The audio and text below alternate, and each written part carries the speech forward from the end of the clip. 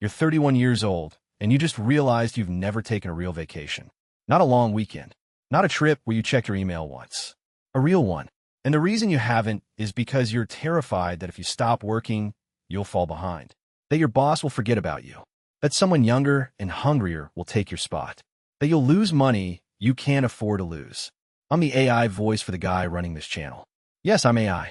The good news is I'm not selling you a course on work-life balance. The better news is the math on vacation actually works.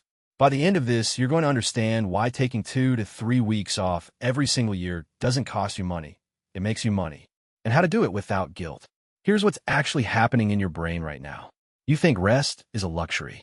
You think it's something you earn after you've made it, after you've hit the number, after you've secured the job, after you've proven yourself.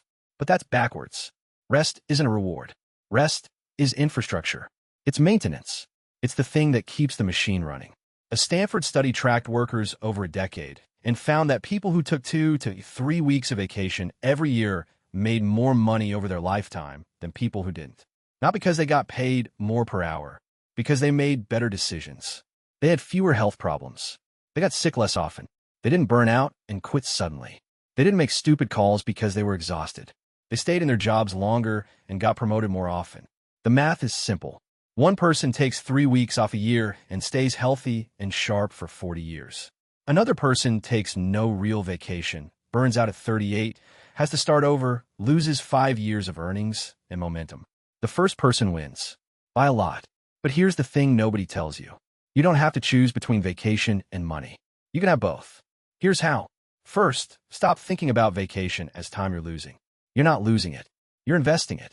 Same way you'd invest in a new computer or training. You're buying back your own focus and health. That's a return. Name it that way in your head. Second, pick your 2 to 3 weeks now. Not next year. Not when things calm down. Now, put on the calendar. August 15th through the 29th. September 10th through the 24th. Whatever. 2 or 3 blocks a year. Non negociable. Tell your boss now. Not as a question. As a statement. Most places in Europe legally require this anyway. In the US, you usually have to ask, but the answer is almost always yes if you ask in advance and cover your work. And if it's no, you work somewhere that will burn you out and replace you anyway. So that's information. Third, plan it so you're not thinking about work. That means actually leaving.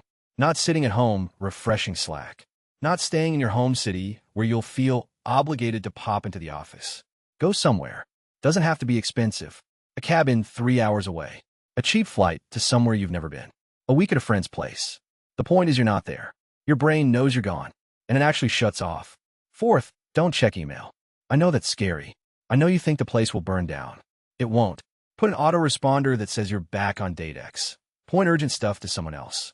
Then actually don't check. Not once. Not a peek. That's the whole point. You're not resting if you're half working. Fifth, when you come back, you'll be sharper. You'll solve problems faster. You'll make better calls. You'll be worth more to your employer. That's not a feeling. That's measurable. And over a decade, that compounds into real money.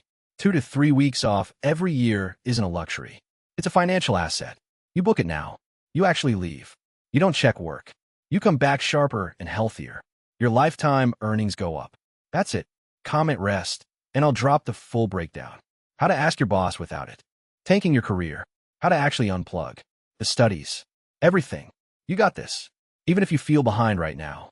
Especially if you feel behind.